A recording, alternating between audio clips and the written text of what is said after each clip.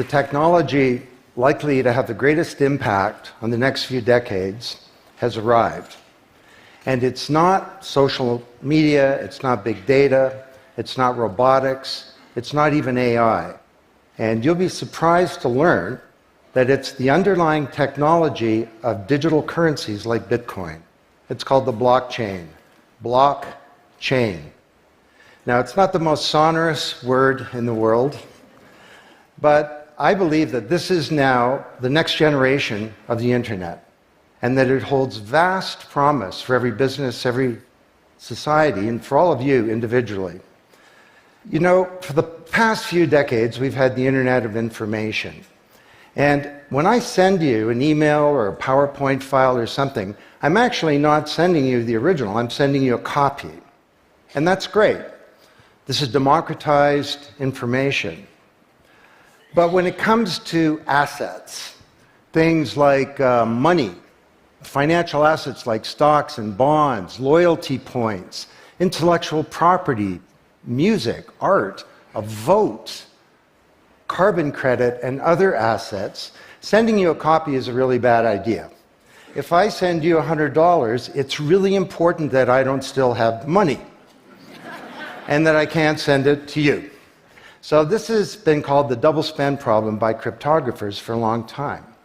So today, we rely entirely on big intermediaries, middlemen like banks, government, big social media companies, credit card companies, and so on, to establish trust in our economy.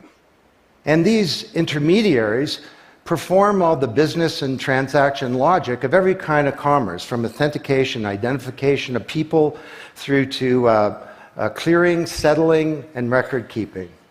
And overall, they do a pretty good job, but there are growing problems. To begin, they're centralized. That means that they can be hacked, and increasingly are. And JP Morgan, the US federal government, LinkedIn, Home Depot, and others found that out the hard way. They exclude billions of people from the global economy. For example, people who don't have enough money to have a bank account. They slow things down. It can take a second for an email to go around the world, but it can take days or weeks for money to move through the banking system across the city. And they take a big piece of the action, 10 to 20%, just to send money to another country. They capture our data, and that means that we can't monetize it or use it to better manage our lives.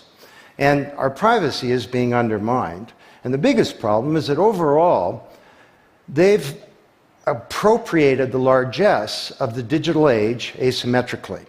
And we have wealth creation, but we have growing social inequality. So what if there were not only an internet of information, what if there were an internet of value? Some kind of vast, global, distributed ledger running on millions of computers and available to everybody, and where every kind of asset, from money to music, could be stored, moved, transacted, exchanged, and managed, all without powerful intermediaries. What if there were a native medium for value? Well, in 2008, the financial industry crashed, and perhaps propitiously, an unknown or anonymous person or persons named Satoshi Nakamoto created a paper where he developed a protocol for a digital cash that used an underlying cryptocurrency called Bitcoin. And this cryptocurrency enabled people to establish trust and do transactions without a third party. And the seemingly simple act set off a spark that's ignited the world, that has everyone excited or terrified or otherwise interested in many places. Now, don't be confused about Bitcoin, okay? Bitcoin is an asset. It goes up and down, and that should be of interest to you if you're a speculator. More broadly, it's a cryptocurrency. It's not a fiat currency controlled by a nation state, and that's of greater interest. But the real pony here is the underlying technology. It's called blockchain. So, for the first time now in human history, people everywhere can trust each other and transact peer-to-peer. And trust is established not by some big institution, but by collaboration, by cryptography, and by some clever code. And because trust is native to the technology, I call this the trust protocol. Now you're probably wondering, well, how does this thing work? Fair enough. Assets, digital assets like money to music and everything in between, are not stored in a central place, but they're distributed across a global ledger using the highest level of cryptography. And when a transaction is conducted, it's posted globally across millions and millions of computers. And out there around the world is a group of people called miners. These are not young people, they're Bitcoin miners. And they have massive computing power at their fingertips, 10 to 100 times bigger than all of Google worldwide. And these miners do a lot of work.